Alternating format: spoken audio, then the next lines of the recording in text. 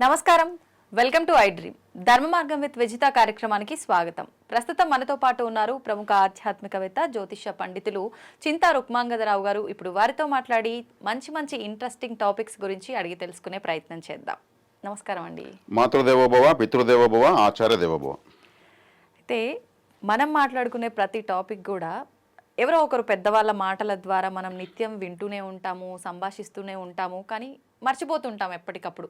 అవే మళ్ళీ ఒక్కసారి గుర్తు చేసుకొని ఆచరించే విధానంలోకి తీసుకెళ్లే ఒక విషయం గురించి తెలియజేయడమే ఈ ప్రోగ్రామ్ అని నేను అనుకుంటున్నాను. దానికి సంబంధించిన ఒక టాపికే ఇప్పుడు కూడా తీసుకున్నది. ఏంటి అంటే ప్రాప్తం. ఈ పదం వింటూనే ఉంటాం రెగ్యులర్గా, పెద్దవాళ్ళే వాడుతూ ఉంటారు ఎక్కువ ఈ పదాన్ని.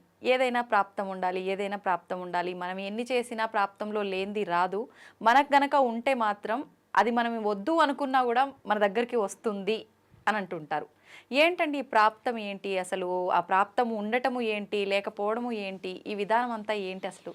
ప్రాప్తము అంటే మనకు ఇప్పుడు లభిస్తున్నది ప్రతి ఒక్కటి ప్రాప్తమే, లభించిన విషయం కూడా ప్రాప్తమే. అది లభించకపోవడం లభించిన ప్రాప్తము. లభించిన ప్రతి ఒక్కటి మనకు దాన్ని మనం ఖర్చు పెట్టవలసినటువంటి విషయం, అంటే అనుభవించాల్సినటువంటి విషయం, ఎదుర్కోవాల్సిన విషయాలు, ఇవన్నీ ప్రాప్తాలే. ఈ సమస్తము ప్రాప్తము అనేటువంటి విషయంపైనే ఆధారపడి ఉంది. అంటే ఇప్పుడు ఫర్ ఎగ్జాంపుల్ మీరు ఒక హోటల్కి వెళ్తారు, భోజనం చేస్తారు, కొన్ని మెతుకులు చుట్టూ పడిపోతాయి, వాటిని ఎత్తుకుంటారా? మీ పేరు వాటిపైన రాయలేదు కాబట్టి అవి దూరం కలిపాయి. మీరు తినే ప్రతి ధాన్యం పైన మీది అని రాసి పెట్టుంటే అది మీ కడుపులోకి వెళ్తుంది. మన కంచంలో ఉంది, మనకు దగ్గరలో ఉంది, అయినా మనం తినలేకపోతున్నాం దాన్ని. చూడండి అసలు నిజంగా అలా ఉంటుంది ప్రాప్తం అనేది. మీరు ఒక ట్యాప్లో వాటర్ తాగుతారు, ఒక చుక్క కూడా వదలకుండా తాగలరా? లేదు. మీకు ప్రాప్తమైన జలమే మీ కడుపులోకి వస్తుంది. అవును. మీది కానిది పక్కకి వెళ్ళిపోతుంది. ఇలా ఉంటుంది. అదేవిధంగా అదృష్ట దురదృష్టాలు, ప్రతి విషయము మీదైనది మీరు ప్రయత్నించుకునే వచ్చేస్తుంది. మీది కానిది మీరు ప్రయత్నించినా మీకు రాదు.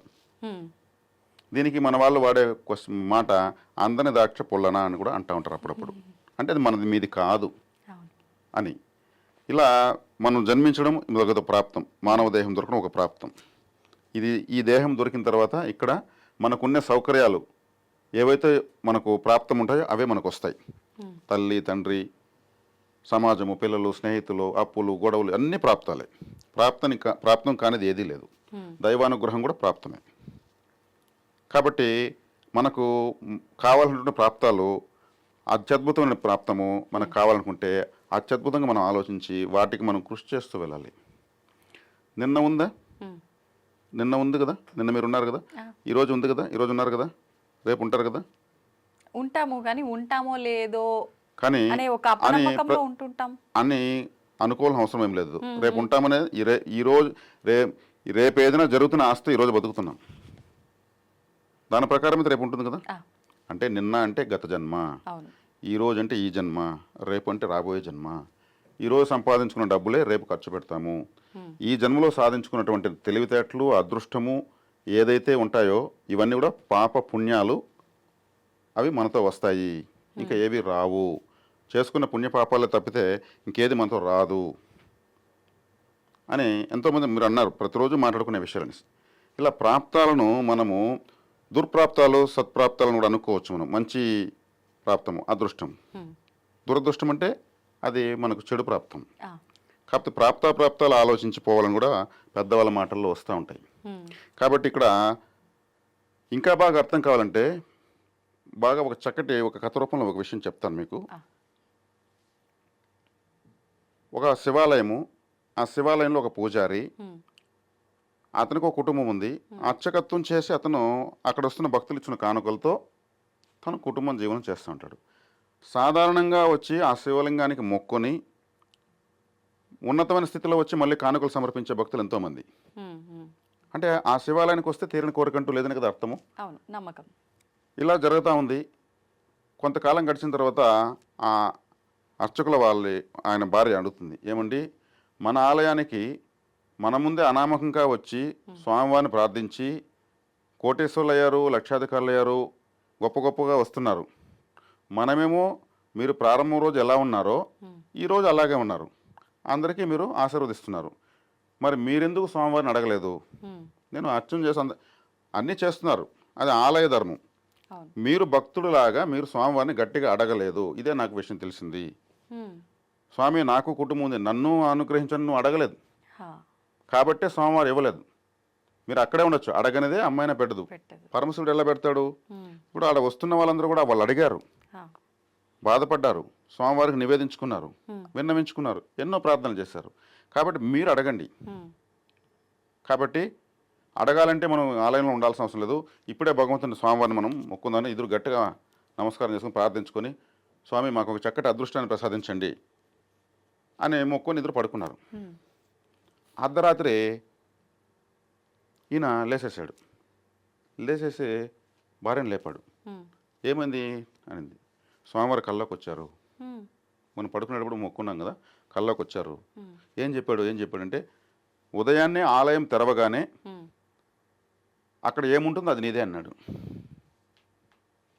ఆలయం తెరవగానే స్వామివారు ఉంటారు, స్వామివారు మందే అన్న. అట్లా కాదు, ఇప్పటివరకు ఉన్నవి శివలింగం ఉంది, అక్కడ అర్చన అభిషేకాలు చేసేటువంటి వస్తువులు అన్నీ ఉన్నాయి, ఇప్పటివరకు లేనిదేదో కొత్తగా ఏదో ఉంటుంది అంటున్నాడు ఆయన. అది మందే అంటున్నాడు. సరే, మనము మంచి శుభస్వప్నం వచ్చిన తర్వాత నిద్రపోకూడదు, ఆ ఫలితం దక్కదు, అందుకని మేలుకున్నారు వాళ్ళు. కూర్చొని మాట్లాడుకుంటే, స్వామివారు చూడు మన మొర ఆలకించాడు, కల్లోకి వచ్చి చెప్పాడు. సరే, ఆమె ఈరోజు కొంచెం తొందరగా వెళ్ళండి ఆలయానికి అని చకచక రెడీ అయ్యాడైనా అని ఆలయానికి వెళ్ళాడు. ఆలయానికి వెళ్ళి తలుపులు తీయగానే ఒక 5 తలల పాము, బంగారు పాము, గోల్డెన్ స్నేక్ ఇలా ఆడుతూ శివలింగాన్ని చుట్టుకొని ఉంది. ఆడుతుందా? బంగారు పాము ఆడుతూ ఉంది. ఈయనకి ఆశ్చర్యం వేసింది. గోల్డెన్ స్నేక్, అది నీదే అన్నాడు. దాన్ని ఎత్తుకుంటే ఈయనకి భయంగా ఉంది. అది ఆడుతూ ఉంది, చాలా ముద్దుగా ఉంది. కానీ ఈ బంగారు పాముని ఎలా తాకోవాలి, అది కరుస్తుందో ఏమో, శివుడిని చుట్టుకొని ఉంది, ఏం చేయాలి? అది కూడా కోపం లేని విధంగా లాలనగా లాలిత్యంగా చూస్తూ ఉంది. నన్ను ఎత్తుకునే విధంగా అది మానసిక సైకిల్ కూడా చేస్తూ ఉంది. ఈయనకు భయంగా ఉంది. ఎంతసేపు చూసి ఆ పాము విసిగిపేసి ఆ శివలింగాన్ని విడిచేసి అలా కిందికి దిగి ఆలయంలో ఒక మూల ఒక రంధ్రం ఉంటుంది, నీళ్ళన్నీ పోయేదానికి. ఆ రంధ్రంలో దూరింది. అరే వెళ్ళిపోతా ఉందనేసి ఇతను అప్పుడు పరిగెత్తుకుంటా వెళ్ళి నన్ను తోక పట్టుకున్నాడు. ఈయన ఇటులాగను, అది అట్టలాగను, అట్టలాగను, చివరికి అది వెళ్ళిపోయింది. ఈయనకు తోక కొంచెం కత్తిరించి వచ్చేసింది. అది మళ్ళా బంగారు కడ్డీలాగా తయారీ చేతికొచ్చింది. అంటే అది వెళ్ళిపోయినాక ఇది బంగారు కడ్డీ అయిపోయింది. ఇది ఎత్తుకొని పరిగెత్తాడు ఇంటికి. చూడు, మనకు వచ్చింది బంగారు, ఇంత పొడవు కడ్డీ వచ్చింది. ఇది ఎలా వచ్చింది, ఇది ఏంటుకునింది అంటే, ఈ విధంగా బంగారు పాము ఆడుతూ ఉన్నింది, అది ఎంతసేపు నాకు భయంగా ఉన్నింది, దానిపైన టవలు వేసి ఎత్తుకుందామంటే నాకు భయంగా ఉంది, చూసి అది వెళ్ళిపోయింది, నేను పట్టుకొని తీసుకున్నాను అంటే, తోక కొంచెంవా నువ్వు, మొత్తం అంతా వదిలిపెట్టి ప్రాప్తం ఆడికే ఉంది. అంతే కదా, భగవంతుడేమి ఇచ్చాడు, ఈయన ప్రాప్తం ఎంత ఉంది, చివరిలో తోక మిగిలింది దీనికి. ఓకే, అంటే మీరు ఇందాక అన్నట్టు ఈ జన్మ, గత జన్మ, వచ్చే జన్మ అన్నట్టు, ఈ జన్మలో మనం చేసిన దాన్ని బట్టి ఆ ప్రాప్తం ఉంటుంది. నిజంగా ఆయనకు అంత ప్రాప్తం ఉండుంటే గత జన్మలో అదంతా వచ్చే అవకాశం ఉండుండేదా? అంతే. కానీ భగవంతుడు ఆయన చేసిన సేవకు మెచ్చి అడిషనల్ బోనస్ కూడా ఇచ్చాడు. దీపావళికి, సంక్రాంతికి ఎంప్లాయీస్కి 1 మంత్ శాలరీ ఇచ్చినట్టు ఆయన చాలా బోనస్ ఇచ్చాడు. ఒక తల ఉన్న సర్పం అయితే కాకుండా 5 తలల సర్పం ఆడుతూ ఉంది. ఆయన ఆ టవల్ కూడా దానిపైన వేస్తుంటే కూడా అట్లా కూడా ఎత్తుకోవచ్చు, డైరెక్ట్గా పట్టుకోకుండా. కానీ అది వెళ్ళిపోయేటప్పుడు వెళ్ళిపోతుంది అనేసి ఆ తోక పట్టుకున్నాడు, అదే మిగిలింది ఆయనకు. ఇలా ఉంటుంది ప్రాప్తము. ఏ విషయంలోనే అంతే, మనది కానిది మనకు రాదు. కాబట్టి ఇక్కడ నరజాతి సమస్తం పరపీడన పరాయణం. ప్రతి ఒక్కరు ఇంకొకరు దోచుకోవడానికే ఉన్నారు. నరజాతి సమస్తం. కానీ ఈ దోచుకోవడంలో నిజాయితీ ఉండాలి. ఎవరన్నా మనము స్వార్థం లేని బ్రతకలేం. ఆ స్వార్థంలో న్యాయం ఉండాలి. మనము అవతల వాళ్ళకు ఉపయోగపడి మనం బెనిఫిట్ పొందొచ్చు. అంటే మనం చేసే విధానం తప్పైనా అది పక్కన వాళ్ళకు ఉపయోగపడుతుంది, మనకు ఉపయోగపడుతుంది అని అంటే పర్వాలేదు. ఉభయ కుశలోపరి, మీరు బాగుండాలి, నేను బాగుండాలి, మీ వల్ల నాకు ఆదాయం ఉండాలి, నా వల్ల మీకు ఆదాయం ఉండాలి. మీరు మోసపోవాలి, మీరు ఏమారిపోవాలి, మీరు దగాపడ్డాలి, నేను మాత్రం బాగుపడిపోవాలి, అందరిది నాకే వచ్చేయాలంటే ఎలా వస్తుంది? రాదు కదా. ఓకే, ఇది సమాజం ఇలా ఉంది, ఇలా ఆలోచించడం లేదు. అరే అందరూ బాగుండాలి, అందులో నేను ఉండాలి. అనేటువంటి ఆలోచన నేను మాత్రమే బాగుండాలి, హ్మ్. నా తర్వాత అందరూ బాగుండాలని ఆలోచిస్తే అంటే ఒకటి ఆలోచించట్లేదేమో. వాడు బాగున్నా, బాలేకపోయినా నీకొచ్చే నష్టం ఏం లేదు. వాడితో పాటు నువ్వు బావుంటావు. నీతో పాటు వాడు బావుంటాడు. అంతే తేడా గానీ, వాడు బావుండడం వల్ల వాడింట్లోది మన ఇంట్లోకి రావడం, మన ఇంట్లోది వాని ఇంట్లోకి ఇదంతా ఏముండదు గానీ, ఇది అర్థం చేసుకోలేకపోతున్నారేమో. అదే ఆలోచన విధానం ప్రత్యేకమైన ఆలోచన విధానంలో వెళితే హ్మ్. ఆరోగ్యకరమైనటువంటి ఆదాయాన్ని పొందొచ్చు. దాని ద్వారా ఎటువంటి మానసిక రుగ్మతలు, అరే తప్పు చేసామనేటువంటి ఒక ఫీలింగ్ లోపల కొంతమంది అంటారు, నీ అంతరాత్మతో ఆలోచించు, తప్పు చేశావు, పైకి నువ్వు అబద్ధం చెప్తున్నావు, నీ అంతరాత్మతో ఆలోచించు. అంతరాత్మ ఎవ్వరు ఎంత దుర్మార్గుడైనా అబద్ధం చెప్పదు, లోపల మాత్రం నేను తప్పు చేసిన అంటానే ఉంటుంది. ఓహ్! ఇక్కడ ఒక లిటిల్ మైండ్ ఉంటుంది, అది చెప్తానే ఉంటుంది, రే చేస్తున్న తప్పు అంటానే ఉంటుంది. దాన్ని వీడు కంట్రోల్ చేయలేడు. హ్మ్. ఆ లిటిల్ మైండ్ని కంట్రోల్ చేయడు, అది మాత్రం వాస్తవమే చెప్తుంది. ఓకే. ఓకే. కాబట్టి ఈ సత్యాలను గ్రహించి ఎలా బతకాలనేది ఒక ఫార్మాట్ క్రియేట్ చేసుకుంటే మన ప్రాప్తం మనకు ఎలా రావాలో వస్తుంది. హ్మ్. ఆ ప్రాప్తాన్ని మరింత శక్తివంతం చేసుకోవాలంటే మరింత వికసించినటువంటి విలువలతో కూడుకున్నటువంటి ఆలోచన విధానాలతో కూడుకున్నటువంటి ప్రవర్తన మనం డెవలప్ చేసుకుంటే ఇది ఒక పంటే. అవును. ఇప్పుడు మీరు చెప్పిన విధానంలో ఈ స్టోరీ విన్న తర్వాత, మీరు చెప్పిన దాన్ని బట్టి పాజిటివ్‌గా ఆలోచించిన వాళ్ళైతే, నిజంగా నాకు ఇంతవరకే రాసిపెట్టుంది కాబట్టి ఇదే వచ్చింది అని అనుకుంటే సరిపోతుంది. జనాలు అలా అనుకోకుండా, అరే! అంత వచ్చింది. నేనే నా మూర్ఖత్వంతో నేను వదిలేసుకున్నాను. ఇంత తీసుకున్నాను అని చెప్పి ఎల్లకాలం బాధపడుతుంటారు. ఇప్పుడు మీకు స్టార్టింగ్లో ఒక పాయింట్ చెప్పాను, ఎవరైనా ట్యాప్లో నీళ్ళు తాగండి, హ్మ్.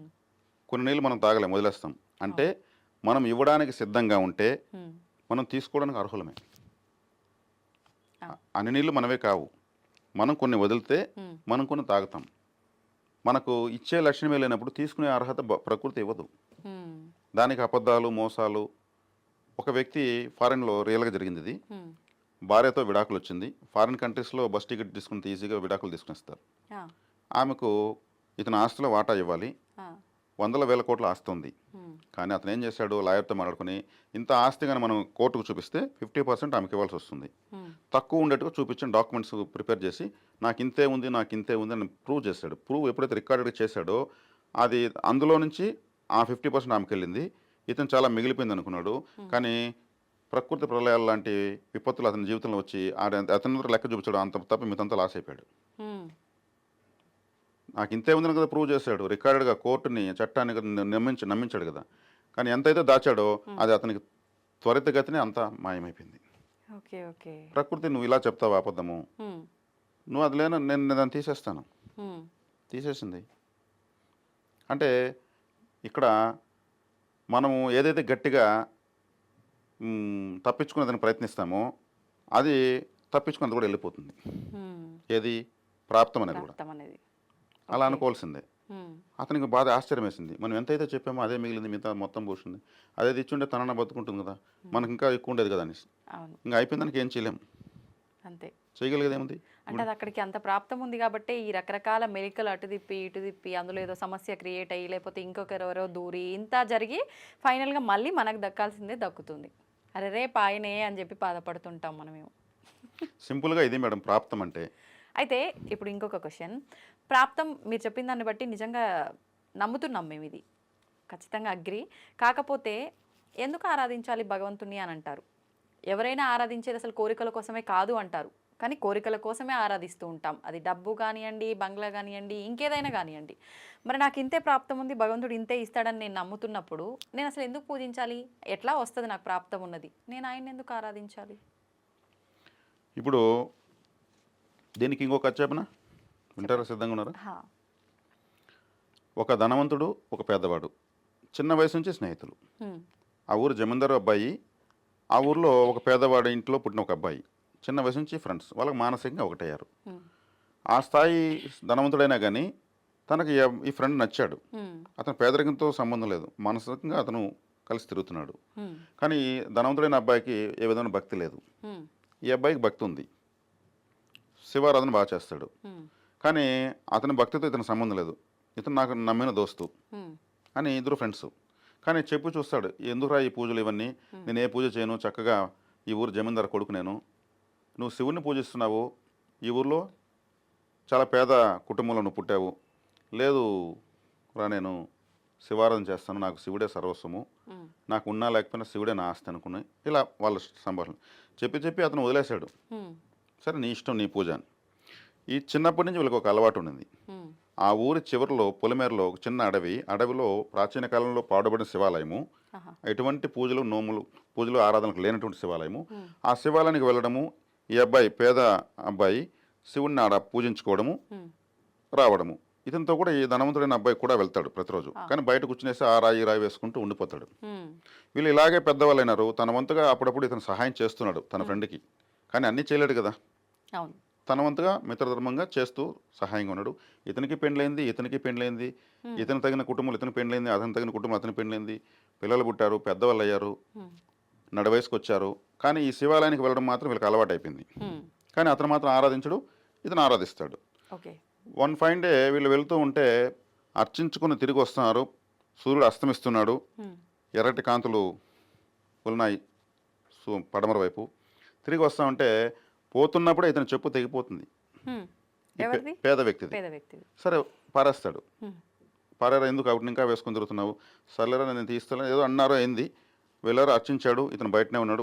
వచ్చి మళ్ళీ మాట్లాడడం బయలుదేరుతుంటే అడవిలో మొక్కలు ఉంటాయి కదా, ఆ మొక్క ఒకటి గుచ్చుకునేస్తుంది ఇతనికి, ఈ పేద వ్యక్తికి. ప్రాణం పోయినంత పని అయిపోయింది. అసలు ప్రాణం పోతే ఎలా ఉంటుందో అలా అంత ఇదిగా గుచ్చుకుని రక్తం పోతా ఉంది. అసలు అతను ఒక గవ్వున కేక వేసి కూలిపోయాడు. ఇతను ఆడ పడితే ఈ ధనికుడైనటువంటి అబ్బాయికి, ఈ వ్యక్తికి ఒక చెంబు నిండా వజ్రాలు దొరికాయి. అక్కడ కనిపించింది, ఎత్తుకున్నాడు. ఇతనికేమో కాల్లో మొక్క గుచ్చుకున్నాడు. ఎలా ఉంది ఇది? ఏ పూజ చేయలేడు, వాడికేమో అది దొరికింది, ఇతనికేమో కాల్లో మొక్క గుచ్చుకున్నది, నాకేమో ఇబ్బంది కలిగింది. కానీ దాన్ని టచ్ చేస్తే నొప్పుకుంది కాలు. కానీ ఇతనికి అనిపించింది, ఇన్ని రోజులు పూజ చేశాను, ఇన్ని సంవత్సరాలు తిరిగాను, నన్ను ఇంకా అట్టే పేదవాడిగా చేశావు, కనీసం కాల్లో చెప్పులు కొన్ని స్తోమత కొలకుండా చేశావు, ఈ దొరికే చెంపేది నాకు దొరకుండొచ్చు కదా అని అనుకుని, అయినా మనము శివుడిని ఎందుకు మనము ఇప్పుడు కూడా నిందించకూడదు, దైవదోషం చేయకూడదు అని అనుకున్నాడు. మనసు చలించింది.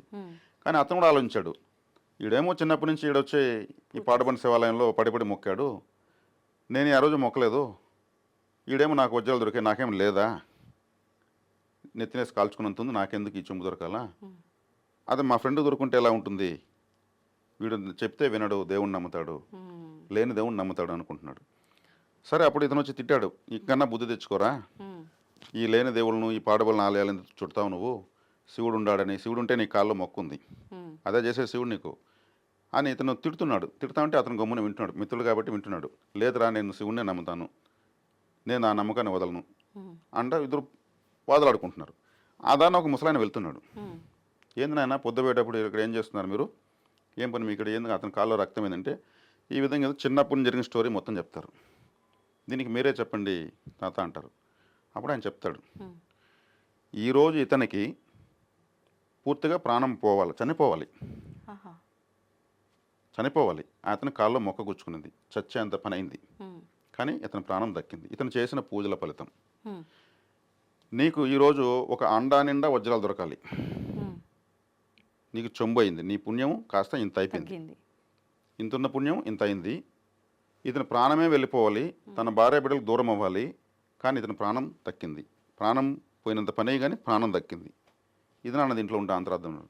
అతనికి బోధపడు, నా అదృష్టం ఇంత చిన్నది అయిపోయిందా, నిజమే కదా ఇతను చెప్పిన దానిలో, ఇతను చనిపోయింటే పరిస్థితి ఏంటి అని ఆలోచించేగడికి ఆయనే పరమశివుడికి ప్రత్యక్షమవుతాడు. శివుడే వస్తాడు ఒక ముసలాయనలాగా దర్శనమిస్తాడు. స్వామి మరి నేను ఏ రోజు నిన్ను పూజించలేదంటే, నా భక్తుడితో పాటు ఇన్ని సంవత్సరాలు నా ఆలయం వరకన్నా వచ్చావు, నువ్వు పూజించాల్సిన అవసరం, నీ పూజ నాకెందుకు, ఒక శివభక్తుడితో సావాసం చేస్తావు నీ ఐశ్వర్యాన్ని పక్కన పెట్టి, ఇది నీ ప్రాప్తం, ఇతనికి ఇది ప్రాప్తం. ప్రాణమే భగవంతుని ఎందుకు పూజించాలంటే, ఎందుకు పూజించాలి, ఏకంగా ఆయన కర్మను డైవర్ట్ చేస్తాడు, కర్మను తొలగించాడు, డైవర్ట్ చేస్తాడు, దాన్ని తగ్గిస్తాడు, తీవ్రతను తగ్గిస్తాడు. ఏది ఎలా ఉంటే అలా జరగనంటే అది వాళ్ళ ఇష్టం. అవును అవును. అయితే ఇప్పుడు కర్మను తగ్గిస్తారు అని అన్నారు కదా, ఆల్రెడీ మనం చేసుకున్న ఒక చిట్టా ఇంత ఉన్నప్పుడు ఇంత అనుభవించాలి అని అంటే దాన్ని ఖచ్చితంగా అనుభవించాలి, అనుభవించకపోతే మరొక జన్మ ఎత్తాల్సి వస్తుంది అంటారు కదా, అనుభవించాల్సిందే అన్నప్పుడు ఎందుకు తగ్గిస్తారు? అది ఖచ్చితంగా మనకు ఉంది కాబట్టి మనం అనుభవించాల్సిందే కదా, మంచి అయినా చెడైనా. ఇప్పుడు మళ్ళీ ఈ జన్మలో ఏమైనా చేస్తున్నాము అని అంటే ఈ జన్మకు సంబంధించి మళ్ళీ మరొక జన్మలో ఉంటుంది కదా దాని రియాక్షన్ ఖచ్చితంగా. ఎందుకు ఇదంతా కూడా? ఈ కర్మఫలాన్ని అనుభవించడానికి మనం పుట్టాము. హ్మ్. ఆ కర్మఫలం తీవ్రతగా ఉన్నప్పుడు దాన్ని ఎదుర్కోలేక మనం ఇబ్బంది పడకుండా ఉండడం కోసం ఎదుర్కొనే శక్తిని ప్రసాదించమని భగవంతుని వేడుకోవడం. ఆ ఎదుర్కొనే కేపబిలిటీ మనకు కావాలి కదా! మరి అక్కడ మనము కోరుకునే కొద్దికి, మనం ఆరాధించే కొద్దికి, దైవశక్తి ఎంటర్ అయ్యే కొద్దికి హ్మ్. దీని యొక్క తీవ్రత తగ్గుతుందని చెప్పాను కదా! తీవ్రత అంటే పాముగా రావాల్సిన తేలుగా వస్తుంది. హ్మ్. విషజంతువే. మనము భగవంతు ఆరాధన చేయడం వల్ల పాము తేలుగా మారుతుంది. తలరాతను ఎవరు దేవుడు కూడా మార్చాడంటారు కదా! హ్మ్. హ్మ్. కానీ విషజంతువే వస్తుంది. ఆ తేలు వస్తే దాటుకొని వెళ్తాము. హ్మ్. పాము వస్తే పరిగెత్తుకుని వెళ్తాము. కాబట్టి ఇక్కడేమైంది దైవారాధన వల్ల? దైవాన్ని ఆరాధించిన వాళ్ళు ఎవరున్నారు? హ్మ్. ఏ మతం వల్ల ఆ మతానికి సంబంధించినటువంటి ఆరాధన చేస్తూనే ఉన్నారు. అవును. మన హిందూ మతమనే కాదు, అన్ని మతాలు గొప్పవే. వాళ్ళు కూడా భగవంతుడి ఆరాధన వాళ్ళు తోచిన విధానం అనుసరిస్తున్నారు. ఆ విధానం వాళ్ళు ఆనందంగానే కదా ఉన్నారు. అవును. కాబట్టి దైవారాధన చేయడం వల్ల ఆ తీవ్రతను తగ్గించుకోవడమే, ఆ తీవ్రతను ఎదుర్కొనే శక్తిని సంపాదించడమే. హ్మ్. మరి దీంట్లో మీకు క్లారిటీ వచ్చిందా? వచ్చింది. కాబట్టి ఏది ఎలా ఉంటే అలా జరగననుకుంటే హ్మ్. అది వాళ్ళ సొంత నిర్ణయం, హ్మ్. వాళ్ళ స్వధర్మం. ఓకే. దాన్ని ప్రశ్నించే హక్కు ఎవరికీ లేదు. ఎవరికీ లేదు. సంతోషం అండి. చాలా మంచి విషయాలు తెలియజేశారు. నమస్తే. ధన్యవాదాలు.